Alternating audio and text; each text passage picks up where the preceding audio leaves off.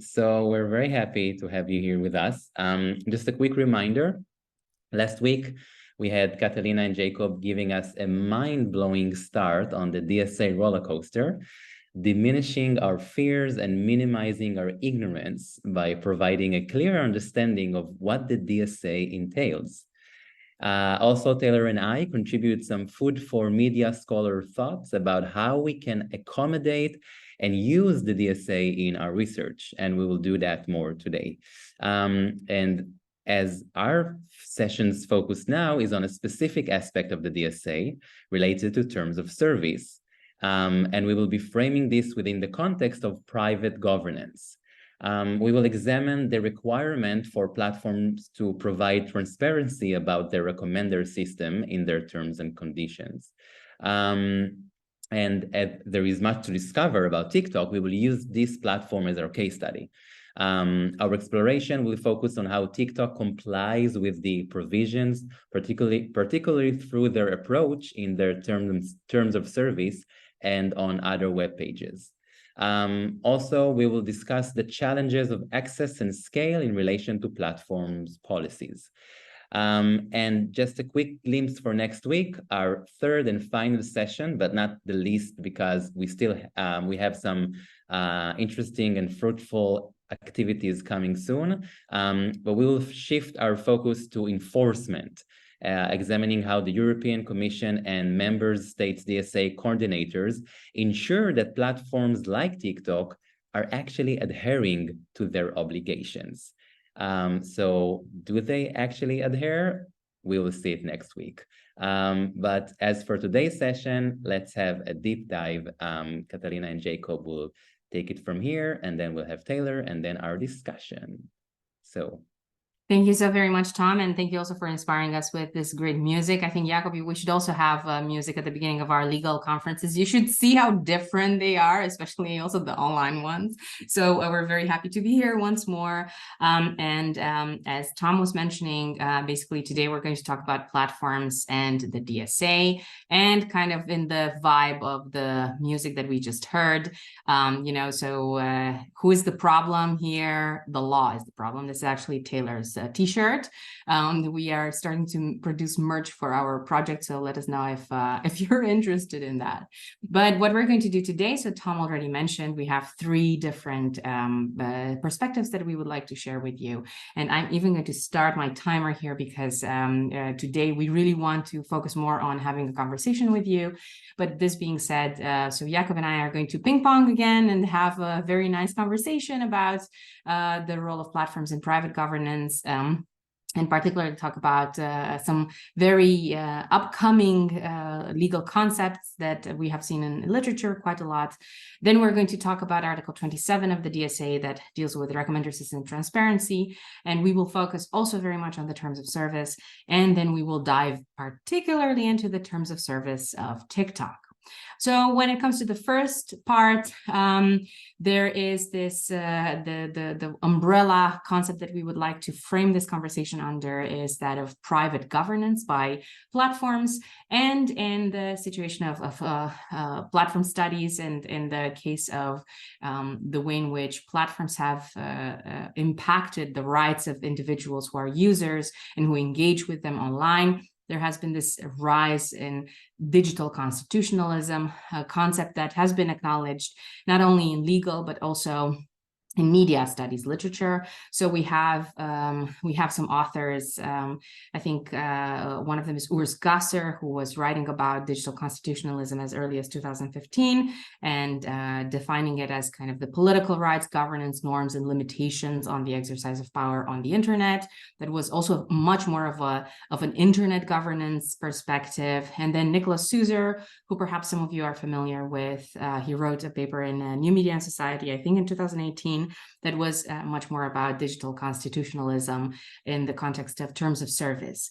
But we actually have an expert in digital constitutionalism here with us, Jacob, who is writing very much his PhD also on the topic of this intersection of public rights and platform governance. So Jacob, what do you think digital constitutionalism is? Can you guys hear me? Just a quick, Yes. cool. So that's a loaded question, one that we've often discussed. As I'm sure in media studies as well, sometimes these fields develop and everybody speaks about them or researches them, and nobody really knows what it means, or everybody has a different definition of it.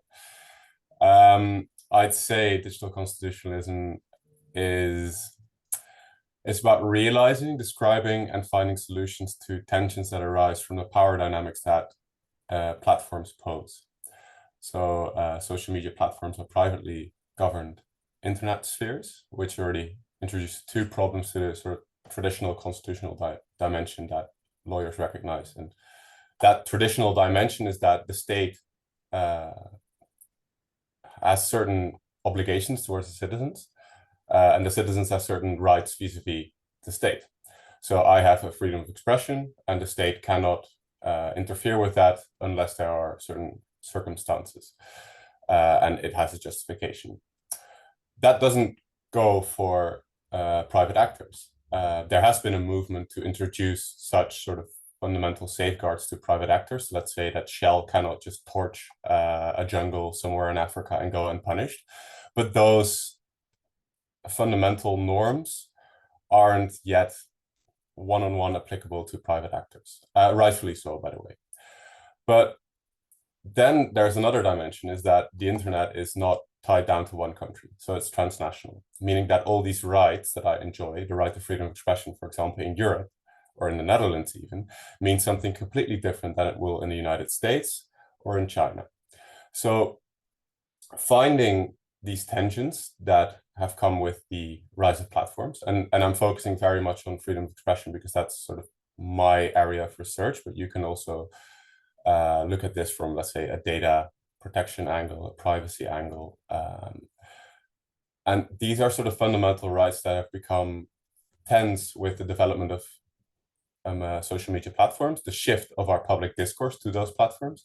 And I think digital constitutionalism is one sort of research movement that aims to at least identify those tensions and then to a certain extent find solutions for it. So either transposing offline rights to the online realm, if you will, or that's another stream, identifying new sort of digital rights that exist.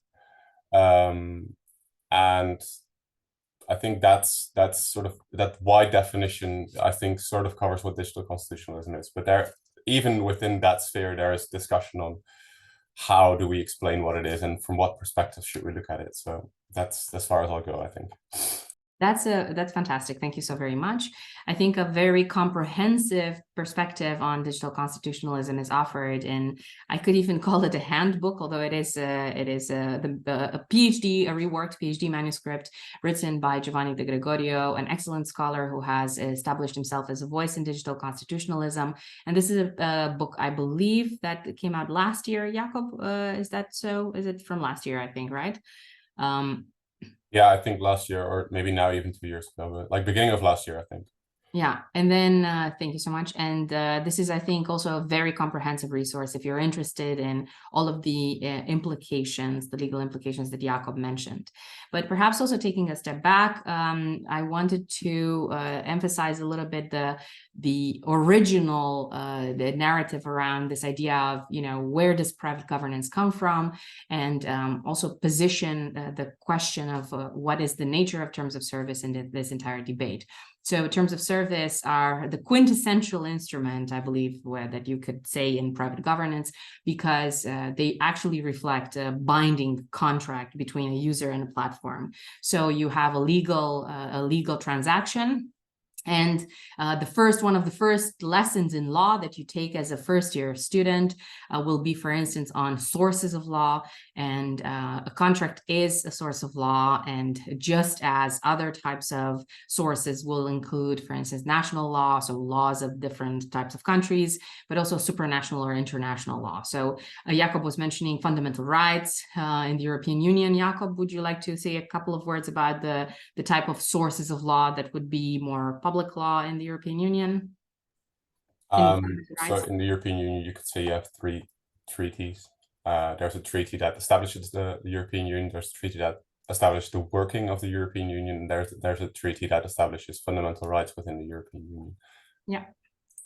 So basically, those would also be sources of law. But if we look at it from the perspective of, what is law, how is law made, then contracts are very much on the same level, let's say, because they are going to reflect personal interactions between individuals.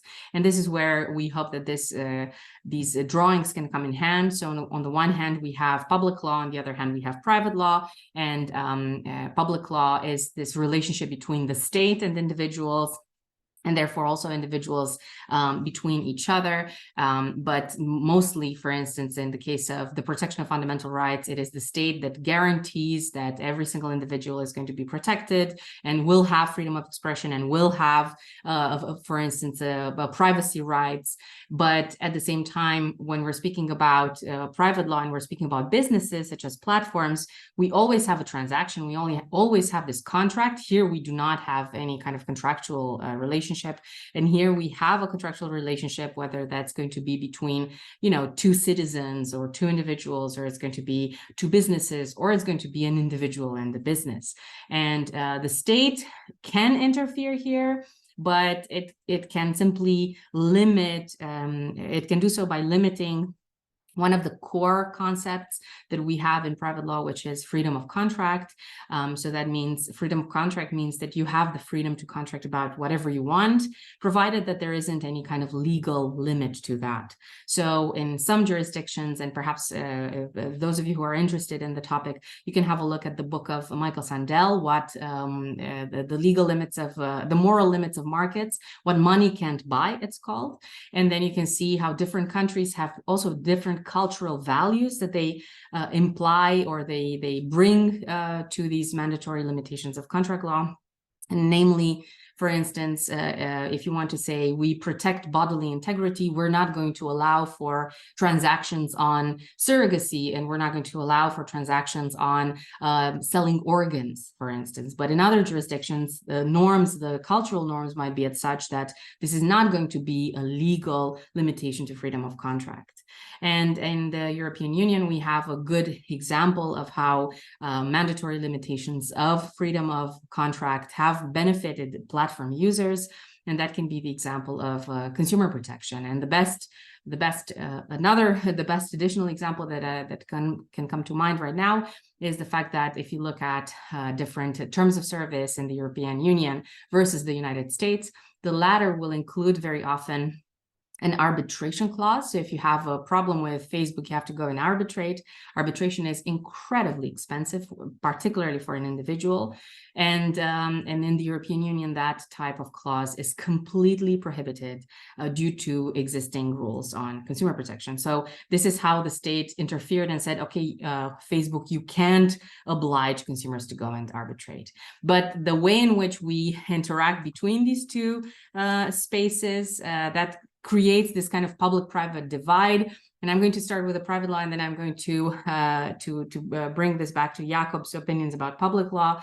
There's this very nice quote by an American legal scholar that I always try to use in defining private law. It's the body of rules that, he says, touch us most intimately, come to our firesides, enter into our offices, shops, and factories, and meet us at every turn on our round of daily tasks. Because public law is very much about how you function as a member of a society, the kind of rights that you have in that society vis-a-vis the state. But private law is about the things that you shop, the things that you buy, the things that you bring at home next to your fireside, in this very romantic version of the beginning of the 20th century. And then public law, Jakob, what is that? Oh, now we cannot hear you anymore. Well, my definition can't in any way be the most romantic definition of private law I've ever heard. I'm flabbergasted because this is exactly how I see public law, but fair enough. I think public law to me is how you constitute public actors. So let's say that you have a state or an authority, a controlling body. Anything that is not private essentially is constituted by rules and has rules that govern how that actor will operate. So what safeguards are in place, how is that actor constituted, What can it do? What can't it do? If it does something that you don't agree with, how can you appeal that? What rights do you have vis-a-vis that actor, but what rights do the actors have vis-a-vis each other? That is public law. So anything that you don't sort of agree upon yourself with your neighbor, that's public law. Yeah. And then in literature, it's very funny because I had these conversations with Giovanni De Gregorio many times.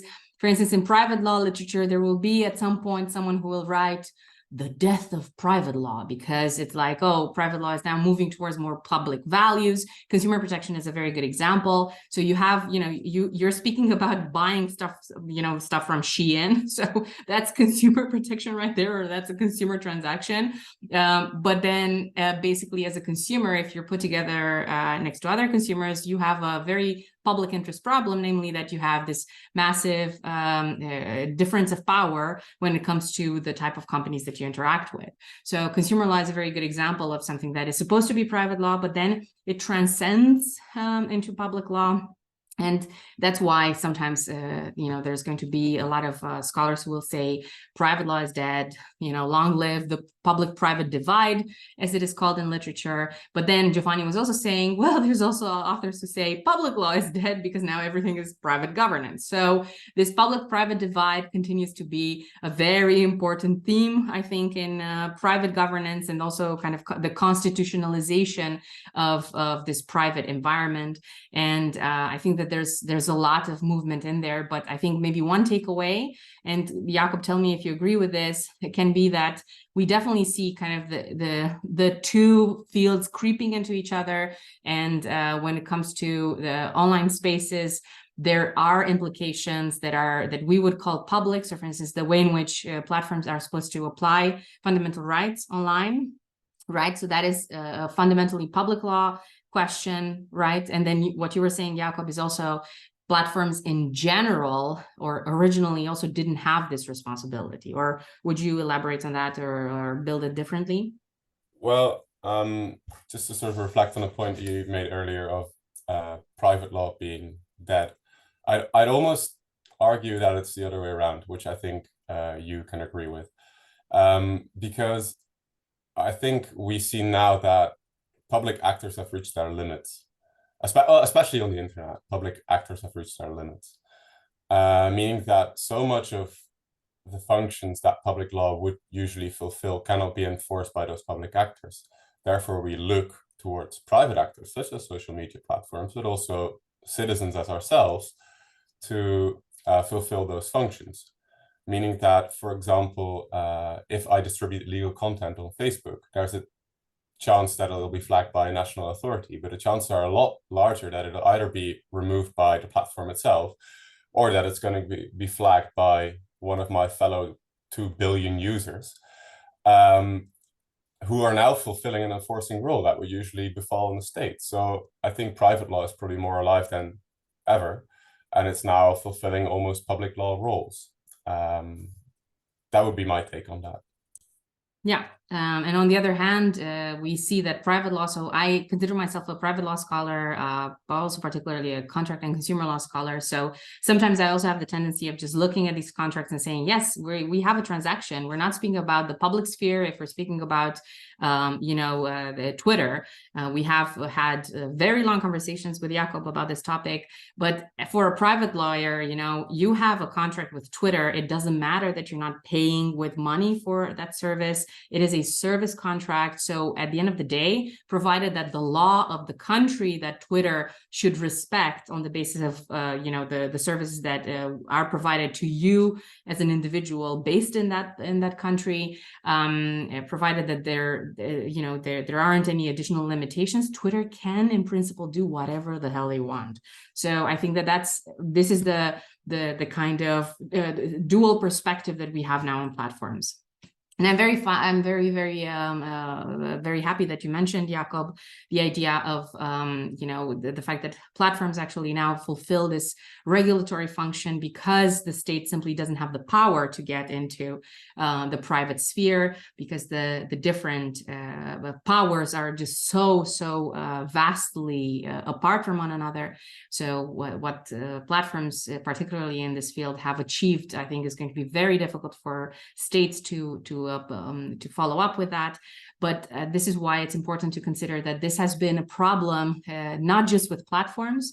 And this is a professor from the European University Institute who used to be a professor at the UI quite a bit ago, I think maybe more than a decade ago. And he actually had a really fantastic research agenda that had nothing to do with the digital space or with digital constitutionalism, but observed very much the same patterns of power and the same massive rifts between what the state could achieve, for instance, in supply chains and in fundamental rights and particularly labor rights in supply chains and fair labor in very large global supply chains, and what actually companies could achieve in their negotiating and private function. And so he wrote very much about this transnational private regulation. And I encourage all of you who are interested in this type of topic to investigate his literature, because it is fantastic, especially when it comes to what Jakob was mentioning, this co-regulation dimension, where this is also what the DSA is doing. The state is putting some pressure on the platform to say, okay, these are your incentives to comply, but we still depend on you and we still want you to do the content moderation, because we're not going to be able to do that on your behalf. This brings us to the DSA. So before we go into Article 27, let me just very briefly mention that there is also an Article 14 that speaks about terms and conditions. It is quite fascinating, this article. Of course, it basically they mention, okay, if you have any kind of restrictions, you need to on the service, any kind of policy. So that can also include community guidelines, how you are going to do content moderation. You need to include that in the terms of service. And that, of course, also feeds into the question of recommender systems. One very interesting provision here is subparagraph 3. So if you have a platform that is primarily used by minors or directed at minors, you need to actually write about these restrictions in the terms of service in a way that minors can understand. I think that this might be like a new research agenda of how to write terms of service for minors, which I find fascinating. And then we see also some reflections of other provisions that we have in European law, particularly in consumer protection, that are also meant to give power to users to be informed if these terms of service change. So that's why this is something that is right now also a trend in other European Union instruments. Speaking of terms of service, there is another database. So we are now really at the beginning of, I think, a massive revolution in transparency with respect to the information that will be available also for researchers. There is a database right now of 790 terms of service, among others based on this article, but then also some other legislation, including transparency that is supposed to be provided by businesses for businesses. That I believe it is this regulation 2019-1150. And what the Commission has done is it has put all of these together actually in a very nice machine readable data set that's available on GitLab. And this is just an impression. You can see different type of companies here, different types of companies. And you can also see, for instance, the example of BlaBlaCar that I remember having noticed in this database, that it even had jurisdiction by jurisdiction terms of service, because they employed different terms of service for different jurisdictions that they were active in. And going into the Article 27 of the DSA, I see that Daria has a question. Daria, do you wanna maybe say that out loud?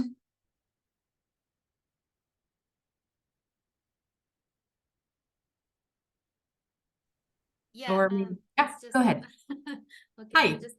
Hi, I'm from the phone, so it was so late. I didn't want to interrupt you. No worries, no worries. Go ahead.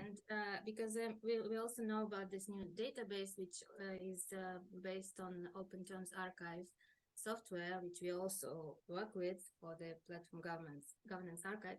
But you said that community guidelines would have to be included in terms of service.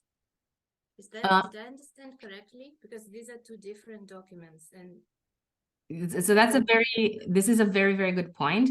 What I meant to say is that here, when we're speaking about terms and conditions or terms of service, we're speaking about information on any restrictions that they impose to the use of their services.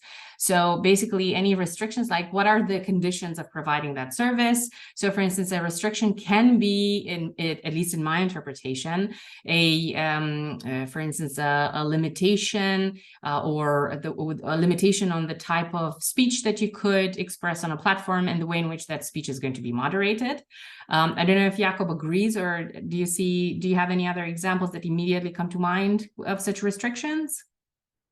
I'd say that terms and conditions cover more than community guidelines. So community guidelines are just rules of behavior on the platform, and then terms and conditions also constitute the relationship between you and the platform. Yeah, so so we have two points to this question here, because one point is, what is an example of a restriction? So I think in my perspective, I think, in my opinion, a restriction can be the way in which you can use the platform. And for instance, that can also very much deal with the kind of content that might be prohibited on the platform, and also how you're going to enforce that prohibition. But it is true that in practice leads to the granularity of documentation that you have with terms of service and community guidelines. And as Taylor is going to explain later on, not just this. And then from a legal perspective, I will just keep this very, very short and say there is a world of legal interpretations as to, what is the nature of a document like the community guidelines document. There's two major schools of thought, so to say. One that's a code of conduct, and the other one that's actually just part of the terms of service. I pertain to the second school of thought, so to say, because you do have behavior, you have conduct that is regulated in community guidelines, as Jakob mentioned, and that is very much conduct that is expected from you, and that will have legal implications if you do not perform that conduct. So I think that the community guidelines discussion is, I think, from the perspective of this database, a little bit complicated, because it is true that here, I think, generally speaking, there are terms of service, but as you can see, there's also privacy policies, there's also ad publishing policies, and I think Taylor also has additional examples later on. So does that answer your question, Daria? Yes and no, because I was not really asking about database. I was asking, I perfectly know how many community guidelines and on various pages of, various platforms. It can be a blog post or YouTube help or whatever. But does DSA now have a provision that everything that they do there should be included into terms of service or not? So is it still going to be a separate document everywhere on the platform? No, so it doesn't. It doesn't have any such provision, because this is a contract law matter, and because this interpretation that we were discussing earlier. So how are we going to interpret, for instance, like the privacy policy? Is that part of the contract as well, or is that just an informed consent form that you need to show on the basis of the GDPR? So and not necessarily a transaction that you have, or like a contract that you have with the user. That is still very much going to depend on additional instruments, the interpretation of additional European instruments, and also interpretations that conflict with contract law. And then the European Union contract law is not as such harmonized. So no European kind of interest group that makes legislation will ever touch contract law or imply anything and say, okay, now we bundle everything under terms of service. So unfortunately, from a practical perspective, we will have to live with this absolute madness, which is the explosion of community documents that are endless, as you say, Daria. Great. Very quickly moving to Article 27 of the DSA. It is about recommender systems, and then recommender systems transparency. So we decided tonight to also focus the discussion about the transparency, and then also the way in which that is reflected in the terms of service, and not necessarily go through, what are recommender systems. I'm also not an expert, like a computer science expert in recommender systems. We had in our group some conversations even with an assistant professor who specializes in recommender systems from Maastricht University. If you want to have more of a computing perspective on that, please let me know and I can put you in contact with him if you are interested. But basically what we want to do is first just go through this article very quickly, and then immediately jump into the TikTok example so that we can visualize what this article may entail. And then at the end, also discuss with you, do you think that TikTok actually fulfills the requirements of this article? So this article, again, is very much about enhancing transparency. And we see that they speak very much about the way in which the recommender systems are used should be reflected in the terms and conditions of the platform. And that should be done in plain and intelligible language. So in other words, you need to explain to users of the platform how recommender systems work. You need to explain the main parameters used in the recommender systems, and also what kind of options the user has to control those parameters. And you need to do that in a very basic way that the user can understand. And here they say, okay, we refer to parameters.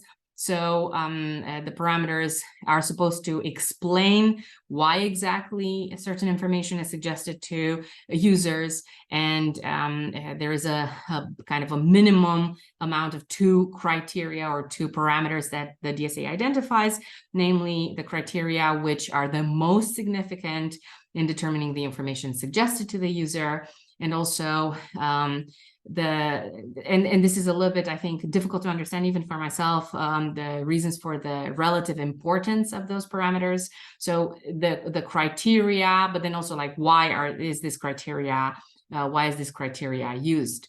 As we will see, sometimes that can lead to rather basic information, and that is still a problem, as we have observed.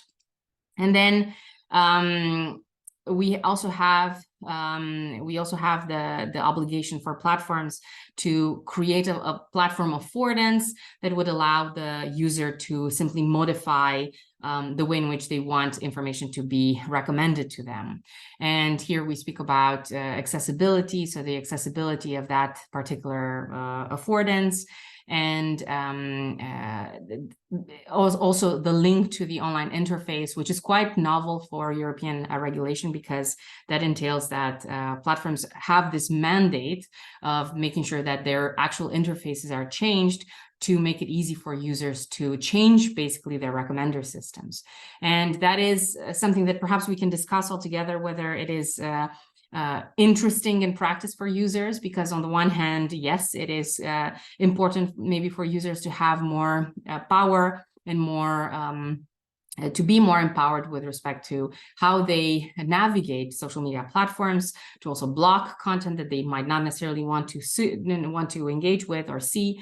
But at the same time, we were discussing this with Taylor earlier on. Let's say that you have a button that you can modify the type of tracking that TikTok has done, and then you can have like a reset button on TikTok.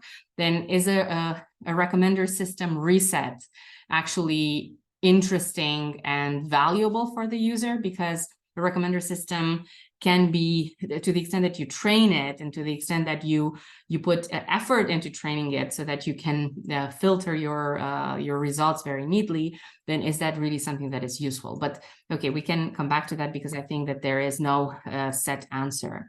And now we will jump into the TikTok case study, and Taylor, take it away.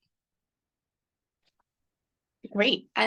So yes, using TikTok as a bit of a case study and thinking about terms and conditions and how there is this kind of response to be compliant, perhaps, from a platform like TikTok in terms of making adaptations to particular terms and conditions for particular users based on their jurisdiction. So this lovely graph here shows that even at the level of the number of words within the terms of service, how that will differ across jurisdictions. So this is a nice comparison of how you're getting a lot more words in the US and Singapore than Germany, where you're and the UK, which are governed through the EU terms of service. And for reasons that Catalina, I guess, alluded to earlier in terms of particular clauses that need to be in particular jurisdictions. And then if we dive into TikTok more specifically, I think here it's interesting in terms of the levels of visibility that the platform offers to these kind of terms and conditions that will impose particular restrictions on their users.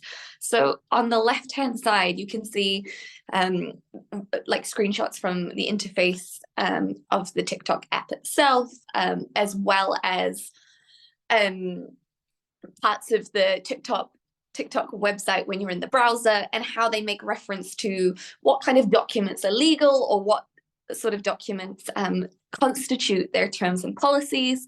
And this somewhat nicely maps onto that database that Catalina showed you earlier.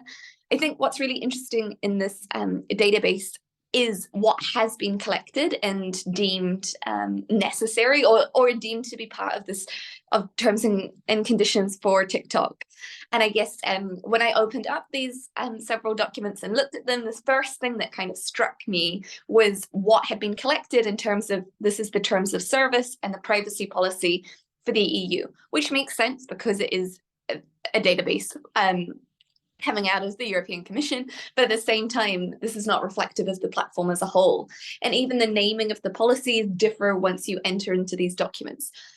So that's an interesting thing to note. And in our project, we have begun to think about also capturing documents and thinking about, rather than terms of service or policies, this concept of documentation. And currently we have 85 documents that we're saying perhaps constitute terms and conditions on the platform, and really thinking about how these will be based upon particular jurisdictions. So what we have here is a nice little table, or the start of the nice little table, which identifies what particular jurisdiction that document is addressing, whether that's in the title of the document or whether that's stated explicitly kind of at the outset when you start to read the policy, or you have to read a bit further down and suddenly they say, hey, this only affects you if you're part of this particular region. And I guess this here, the building of this data set, I guess, represents kind of work that's going on within platform governance to make sense of the messiness and the complexity, and perhaps also points to the need for us working in this space to be really specific in terms of what are we referring to when we're doing analysis with these particular documents. You know, where did they come from? What jurisdiction were they addressing, because of the way that that might affect the type of analysis that then goes on within these particular documents. Then if we skip over a little, oh, and I bolded the ones there that affect just the EU. So you can already see how we've got, particular rules, regulations, restrictions that are applying to certain users or groups depending on where they are a resident of, which is very interesting. Okay, this here is something else that we've done with our nice little data set, and thinking about how there is this hyperlinked world that emerges through the terms and conditions in terms of the way that another policy or document will be referenced within it. And so you can see how we've got kind of central nodes within this this network, and how the platform nests restrictions within existing documents. So, you know, the terms of service will say you need to comply with the community guidelines. And then once you go to the community guidelines, it may say, oh, you also need to comply with the branded content policy. Then you go to the branded content policy and it says, oh, if you're in a particular jurisdiction, you will also need to apply by these particular rules. And so you can kind of follow this trail. And the colors here represent whether they address monetization by creators, because in our project, this is what we're particularly interested in. But the network spans all the documents that we have collected. And it's interesting to see at the bottom that we have some documents that just float around, not being linked to or having links outside of them, indicating this, very complex, strange organization that goes on from the platform. And this is reinforced, if you want to go to the next one, Catalina, here as well, when we look at the URL in which the document comes from, how even the organization at the level of the URL is really different. And so, you know, is it being attached to, or is it being located in a subdomain attached to a particular TikTok product? So it may be to do with the TikTok shop, it may be to do with advertising or TikTok for business or developers. Is it part of the kind of legal, like, is it explicitly identified as legal in terms of the URL path?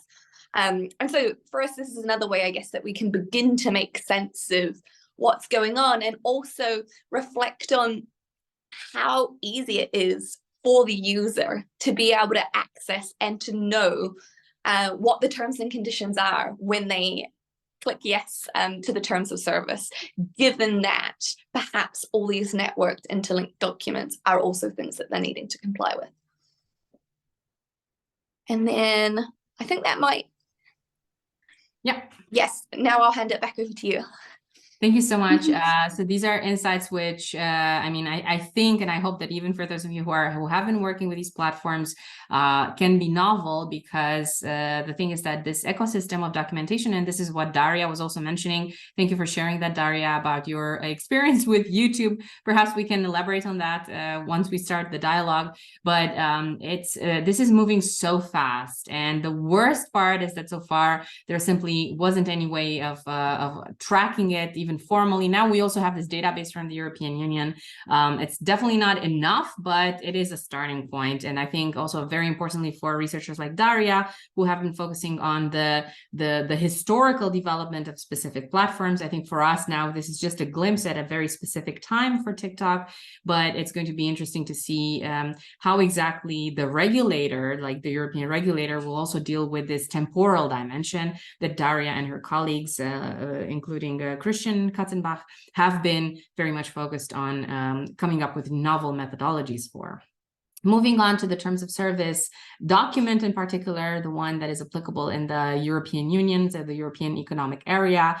Let's go back to this idea of simplifying recommender systems transparency. So again, a kind of a disclaimer, if you remember the first article from the DSA speaking about terms of service, it stated very clearly that these terms need to be in plain and intelligible language. So the limitations and also the terms themselves.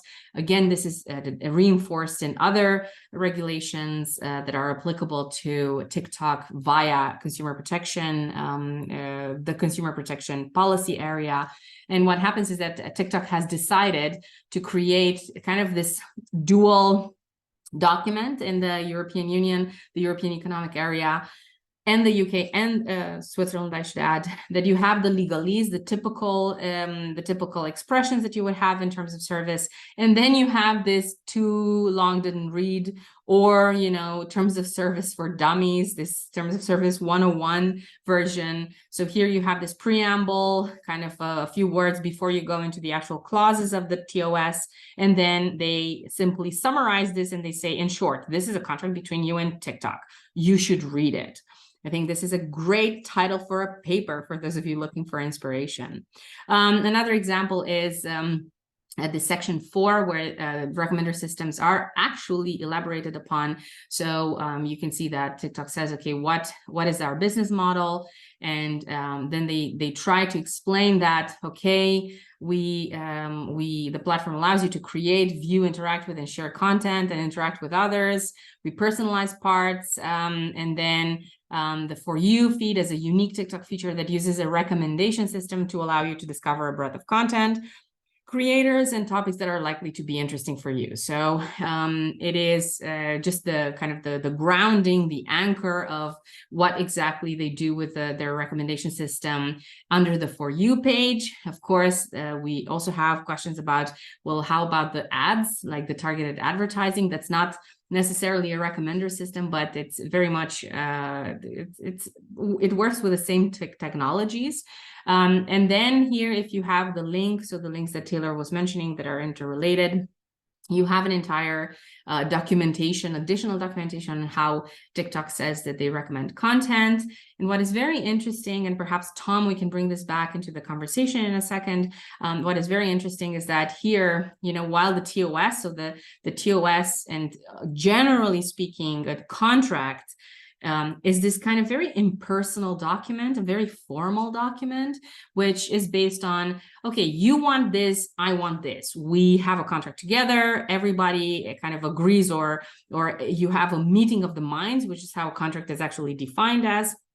But we're very clear, and we should be very clear, because otherwise the law doesn't even recognize that as a contract. We should be very clear about what we expect from one another. And the problem is that this clarification and the expectations that we have, they need to be rather interpreted from each of the parties' perspective. So I have my interpretation of my interests, you have your interpretation of your interests. But here what we see is this, I would really say, and we were discussing this with Tom as well, it's quite a gaslighty terminology that is used. How recommendation systems work. It's not like, okay, this is the technology, this is how it works, this is how we use it, because it's about their interests, right? So they are even the platform is now writing the standard terms, so they should explain like what exactly the technology is and what their interests are, and that should be very clear. But here we have veiled interests, and we have this kind of gaslighty terminology. TikTok's mission is to inspire creativity and bring joy. We have a wide variety of content. We want you to discover interesting and relevant videos. So in a way, it's very much based on emotion. And it's a very weird feature for a document that is also kind of referred to in the terms of service, because these are not documents that should be persuasive. These are documents that should be descriptive. This is what you get. This is what we do. And it's weird. This is a very weird feature that at least so far contract lawyers haven't really written about extensively, if at all. So we see that this page actually has quite a lot of headlines. And then what TikTok tries to do is say, recommendations in the For You feed are based on a number of factors, user interaction, such as the videos you share, like, and comment on, watch in full or skip, video information such as captions, or user information such as device and account settings. And the thing is that recommendations here, they also say, are based on a number of factors, including, so obviously, they don't really tell you all the factors that are supposed to be under the recommendation in the For You page. And also here they say, well, all these factors to predict how relevant and interesting content might be to a viewer. So, we're trying to predict your satisfaction with the content on the basis of certain factors. And these are very reasonable factors, on the basis of which you can create algorithmic predictions. But then if you really watch, I'm going to skip this for a second. If you really watch out for the type of information that TikTok collects, and we all know this type of information is very much used in profiling users and specifically for the purpose of content recommendations, then we have two specific pages.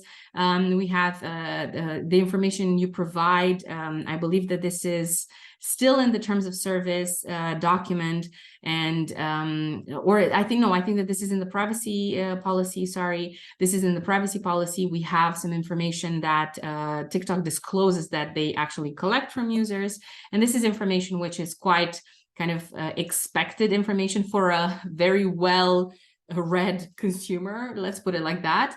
Profile information, user content, so what you post, direct messages. This is quite reasonable for a platform to collect.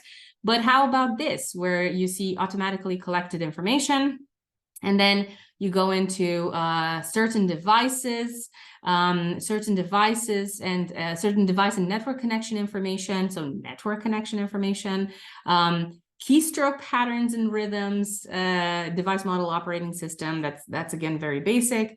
And then also, for instance, content characteristics and features, detection, and another level of prediction, detecting and collecting characteristics from the videos that you make, from the images that you share. So there's going to be computer vision and object recognition in that particular content applied to that content. You see, even to the extent of determining whether there's a face or other body parts. And this is something that it has a dual purpose, because on the one hand, it is useful, for instance, to create an entire effects economy. But on the other hand, it's information that you have absolutely no idea to what extent this information actually goes into the recommendation algorithm that TikTok says it has under the For You page. And of course, we also have this inferred information. So attributes based on different types of activities. So here they give examples of attributes that they infer: age, range, and gender. So, and then they're going to basically label you with certain interests.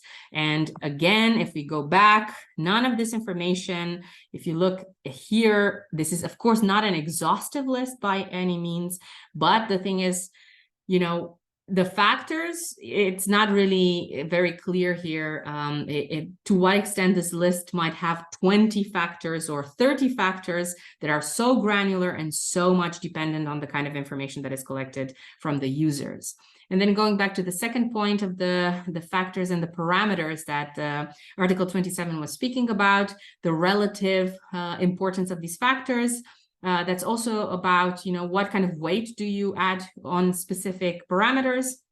And here they simply mention, you know, that you have different factors that can play a larger or smaller role. It says here, the time spent watching a video is generally weighted more heavily than other factors. But how does that work? So we do not have a list of, these are all the factors that we take into account, and this is the weight that we give to these factors. Perhaps that list would be completely very difficult to understand, but we don't even have that. So this transparency dimension of Article 27, we can try to think, is it really working out for us? And here we have also more information about how you can be in control of what you see on the For You feed. I think that what I find very interesting is that, at least on the basis of this exploration that I have done for tonight's webinar, I didn't find information about the other feeds that you might have on platforms like TikTok, such as, for instance, right now, Taylor and Tom, please jump in and correct me. So you have the Friends feed, and then you have another one as well, like the Following, right? So you have like For You, Friends, right? Yeah, that's Yeah, right. and you have the live one too. Oh, you know, yes, exactly. So you have like Friends, Live, and For You. Right.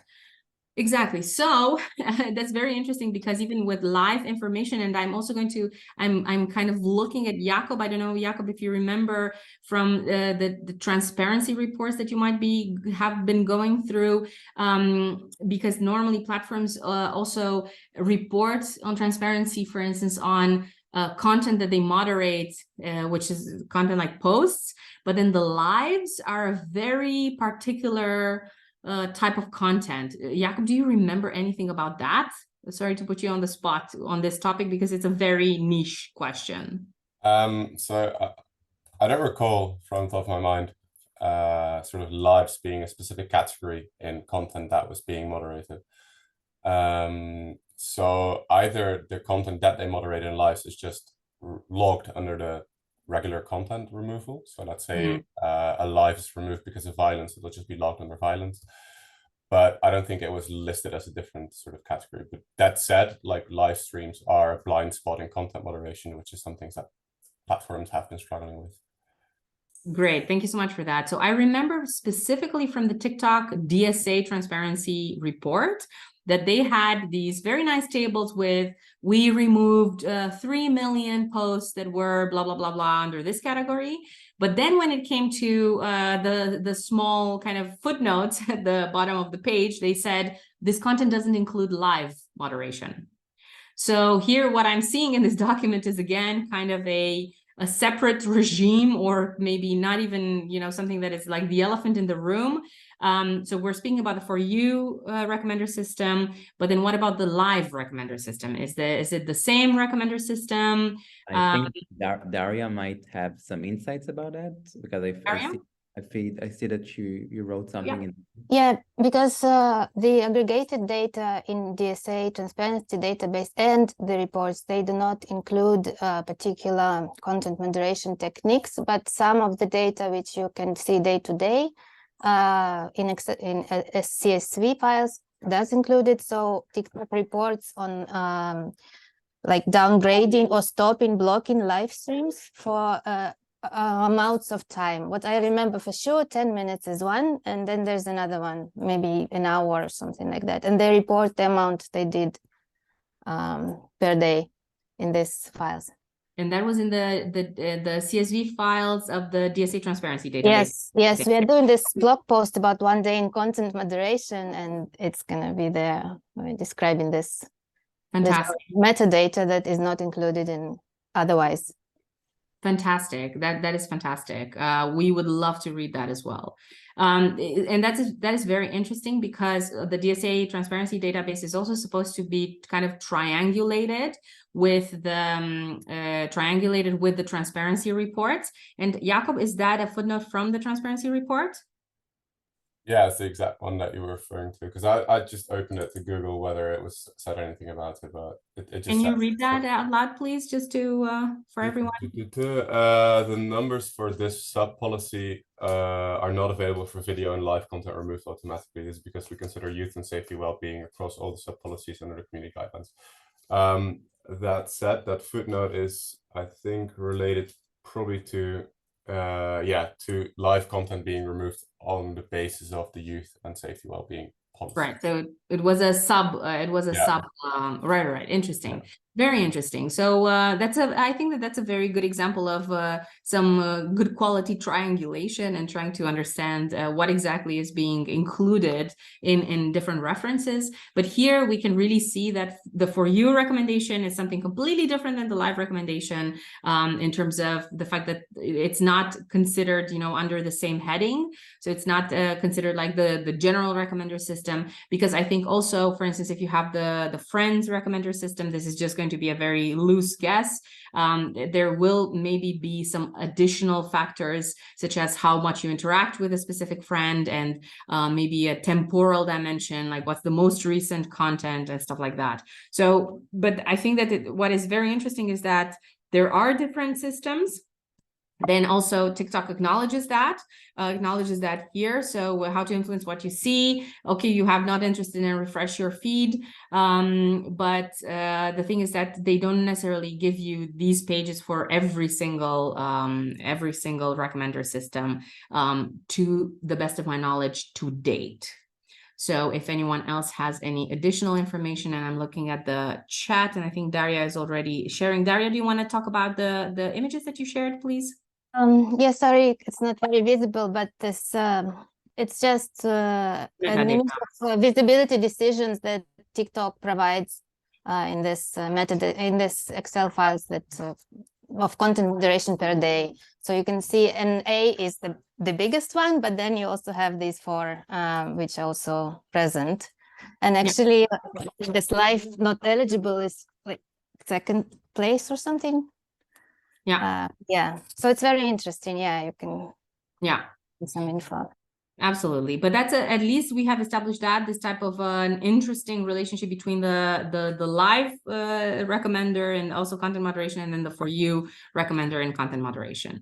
So this we went through. The last thing that I'm going to say, and then I will pass the floor to Tom. There is a new paper that Jakob has signaled to me today, and before I even had the chance to see it on Twitter, Oscar is a colleague from the University of Groningen who works on law and technology, and he just published together with a co-author who I do not know that much about, has published a new paper on the DSA and TikTok, and particularly in the light of the transparency obligations. So if you're interested in that, you can have a look.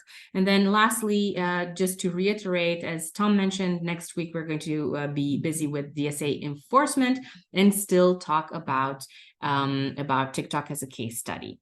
Tom, now back to you.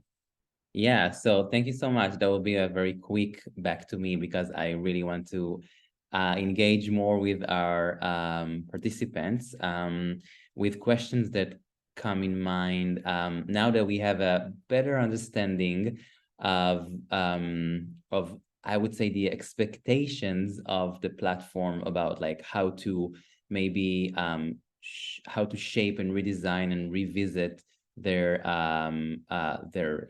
for example, their infrastructure.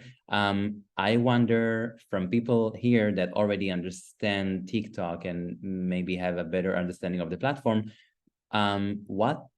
what elements, what things make sense to you, what seems to be impossible.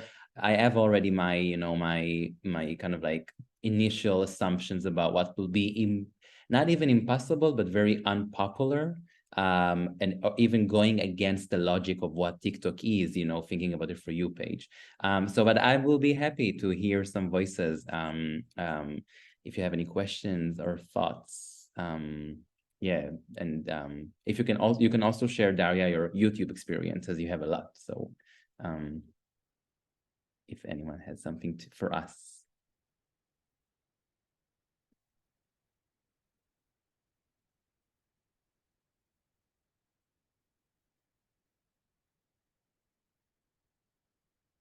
And in the meantime, I can also maybe we can try and discuss a bit more about this, like what I started to say about the this kind of like the wish that the DSA has to empower users more by allowing them the ability to choose, right? So like when they are trying to regulate and make sure that users have power, they also allow the option of depersonalization, which is something that really strikes me as when I'm talking to people about like why a platform is something so unique.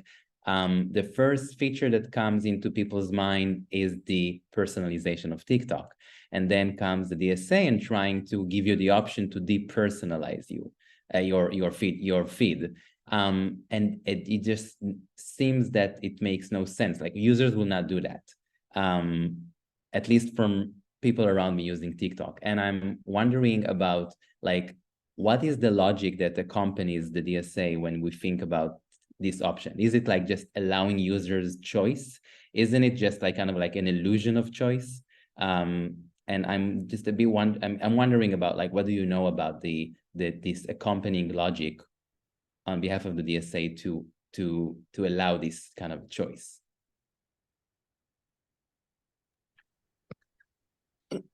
Oh, sorry. Go ahead, Taylor. Go.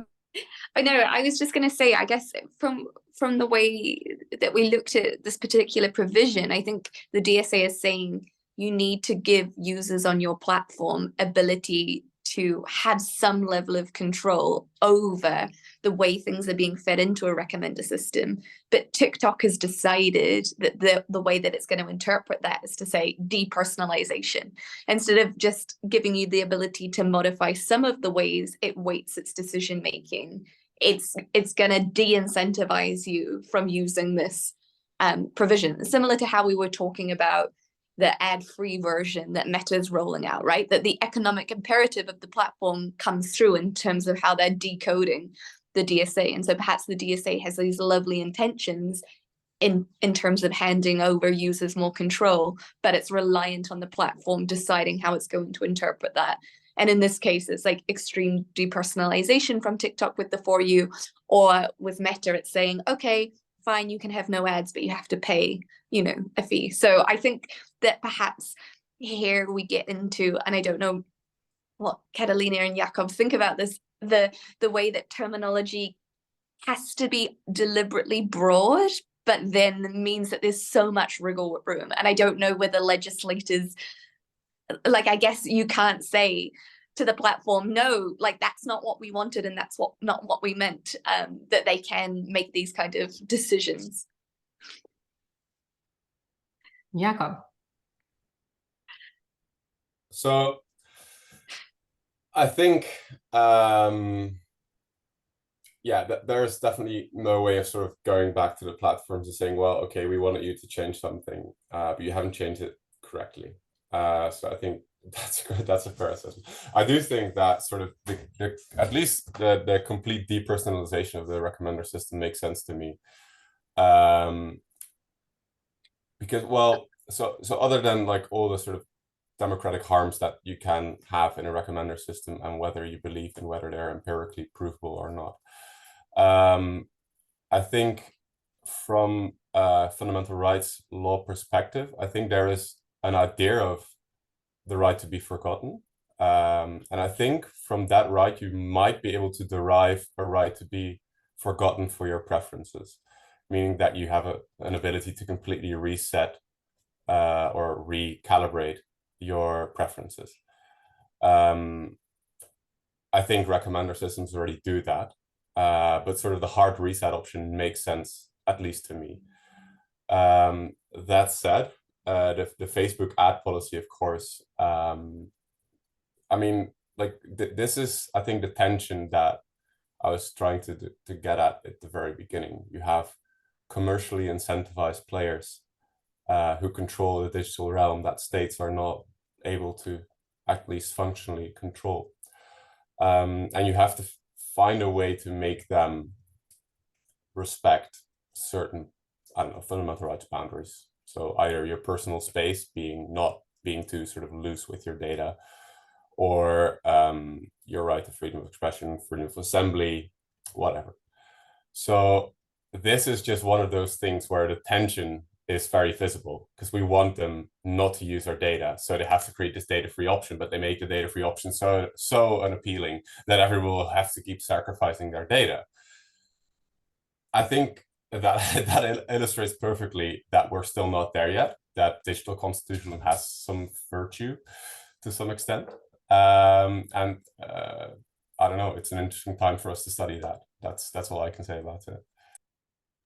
I was looking at the chat. Thank you so much for your remarks, Taylor and Jakob. I was looking at, Kathy also mentioned something about the NetzDG. Would you like to elaborate on that, Kathy? Yeah, hi, thank you so much. Maybe I'm the only not legal person here in the call because I'm a sociologist. No, I'm not. Okay, Oh, I feel like that. Okay, perfect. So I come from Germany, and we had the Netzwerkdurchsetzungsgesetz, and platforms had to set up some report options for users to report on illegal content. And what they basically did is they separated their own reporting system from the NetzDG reporting system. So it is super complicated to report content regarding the NetzDG. And then the transparency reports they brought out were like basically, oh, we reported or there were not reported so many content problems, because basically the users were not able to find the reporting protocol at all. This is how Facebook did it, and Twitter back then asked you to do the legal reporting decisions. So you try to report content, and then Twitter basically asked you, okay, but which paragraph of which law is do you see here violated? Yeah. So we learned in Germany back then already that they are quite good at circumventing the legal obligations, and we see the same right now. But thank you so much I wanted to thank you because it was super interesting. I'm working on TikTok right now, and we scrape a lot of data, and we are researching consumer protection stuff. And we just found in our scraping data one data point where we can see that TikTok is at least inferring if you are a minor or not. We don't know for what they use this, but yeah, they told us in a call that they don't infer data. And after I listened to you, I just read the terms of service and saw that they are even saying they inferred age in the GDPR terms of service document. Yeah, so thank you for pointing that out.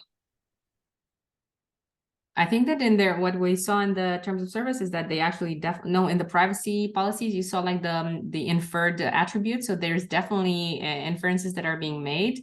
But then, of course, now the question is going to be not only about the DSA, but I think Daria was also bringing up the Meta being asked for ad-free experiences. Those are developments from a different field of law, and that is data protection. So, and that deals with tracking, and also I am not a data protection scholar. I want to make that very clear. And also this field of law is incredibly complex, but to my understanding, and again, I'm going to add the caveat that I am not an expert in this, to my understanding, the problem is that there is a problem with the basis of data collection. So the data collection and processing, the legal basis. And for that reason, there was this new pop-up that all European users received, and namely, okay, we are really trying to get your very expressed consent, your very explicit consent to tracking. So you would use the free version of the platform with tracking, or you would pay for the platform and not have tracking. And if we go back to the first slides of this presentation, that is the tension here that we have in terms of like, what is the nature of this space? And again, from a private law perspective, so from a contractual perspective, there is absolutely nothing wrong with saying, okay, we are going to simply limit the way in which we want the user to use the platform. So we're going to ask for money for this platform because this is not a public service. It's not the Germany providing a space where people can go and post on a forum. It is a company that has a commercial interest. It's there to make money. So it's either going to ask you for your data, which is a payment in kind, or it's going to ask you for actual money, where we see the trend of monetization. And this is what we're working on together with Taylor as well, that where the gloves come off. There is no public square. Everything is a product.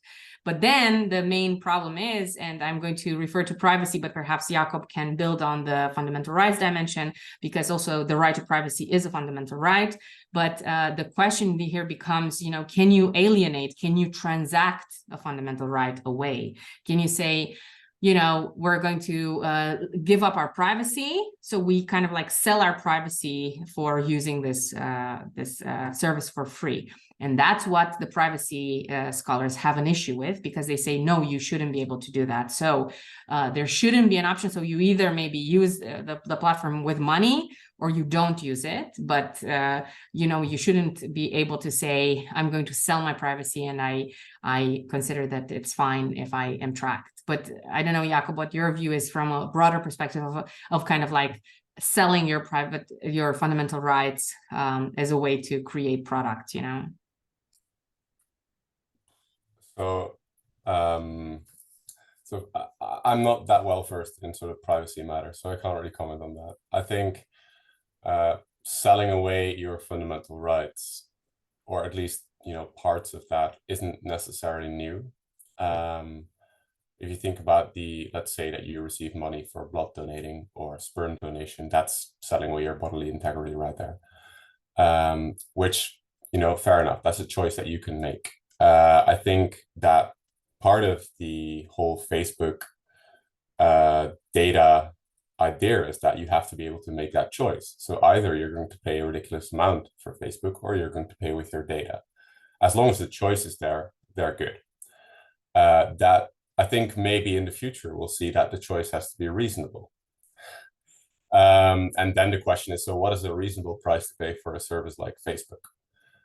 Which then requires us to have a discussion of whether it's reasonable to pay a price for accessing a public square. Which, I mean, you can see it as a public square, maybe you can't, but you can. Similarly, it would be even more ridiculous to pay a price to access a marketplace. So, but I think, because it's both, it's everything. So that would then be the following discussion. Then we have to discuss how reasonable is the option for Facebook to, let's say that they ask €1,000 a month. At some point, somebody is like, this is ridiculous. This is not a reasonable choice. You're still forcing me to, and that's something that you see with other fundamental rights. So, and in the right to freedom of expression, this is a thing. Like, let's say I ban you from a certain specific forum, there should be a reasonable alternative available. Let's say that you want to protest the construction of a shopping mall somewhere. Then it wouldn't be unreasonable for you to ask to protest that at the place of the shopping mall. And if there's no reasonable alternative available, then they cannot simply send you away. I think for then the discussion of selling away your data, that should amount to something similar.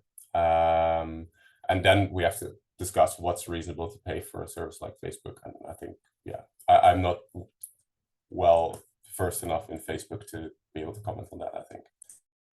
It's funny because the matter of the price. So in the European Union, we have the best consumer protection in probably the entire world because the level is very high.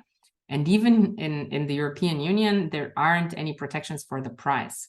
So the price is not really touched. It's kind of like left to the market. So the idea of a reasonable price is a kind of a contract law concept that exists only in very specific exceptions at national level. For instance, in France, where a minor buys an immovable, when a minor buys an apartment, then you can limit the price, but that's very, very specific. And other situations, the price reasonableness does not matter. So yes, of course. I mean, in competition law, there is such a thing, of course. But of course, it's not so much about the price; it's about the reasonableness of the alternative. Right. Being that, let's say that Facebook can also choose not to offer a priced sort of service, but then just offer a limited service. You only get to see 50 posts a day, that's it. That you get sort of this freemium Facebook, as far as it's not a freemium Facebook already. So I think that would also be an option. As long as the choice is there, I think we can't really, they have to offer a reasonable choice, and then you can question whether the level of pricing affects the reasonableness or the availability of Facebook affects the reasonableness. But yeah, that to me is sort of the gist of it. Yeah, I wonder, so as long as we have a choice, this is like this is an interesting remark in the sense of what is this, how does this choice protects us, protects the users? And I think that we have me coming from marginalized, looking at marginalized groups of content creators and the way that they have to make choices given to them by the platform, and also trying to, they are trying to puzzle better the contractual expectations they're supposed to have from the platform. Like, what does the platform actually promise them? They don't really, it's really ambiguous. Like, should they even expect the platform to do whatever they can do to protect them? Is it in the contract? They are having really hard time to understand that. And I think obviously things are kept ambiguous for a reason, right? Like, you don't really want to define how you will protect your users, because then you will be faced against it, and that will be a problematic area. And I just wanted to ask Daria if you want to elaborate about this interesting graph that you shared with us. Yeah, it's just we were talking about NetGZ that didn't work, and DSA also provided this obligation actually for platforms to include some reporting mechanisms. And again, looking at like 1 day of moderation, some platforms reported some instances of this Article 16 usage. So maybe, hopefully, it is going to work. We'll see. That's just it. And yeah, I am really interested in monetization. Sorry, it's my dog. we are embracing dogs here, yeah.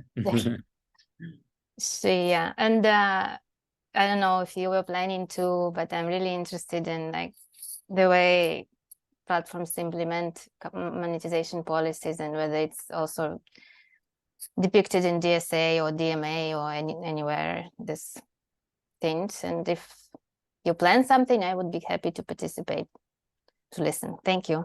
And thank you very much for today's seminar as well. It was really enlightening and very interesting. Thanks a lot. Thank you. That's great. Yeah, it's a great food for thought for us as we are also very much into monetization and working on like work in progress about that into monetization on TikTok. So that's a great thought. Yeah, so as we are approaching the end of this session, I was wondering if we have any kind of like final remarks, any thought that we want to add, or advice like Daria gave us for next session. Yeah, so please feel free. And yeah, and as Catalina told us, next week will be more about to see how TikTok actually how they actually do the job. Like, is there any kind of like way for them to comply? How is it impossible? What are the things that have been done so far? And what is like their expected renovation for the infrastructure? And we will hear more about that. Yeah, and I think this is the end of our session. And I thank you so much for our legal experts and our media scholar expert, Taylor, Jakob, Catalina.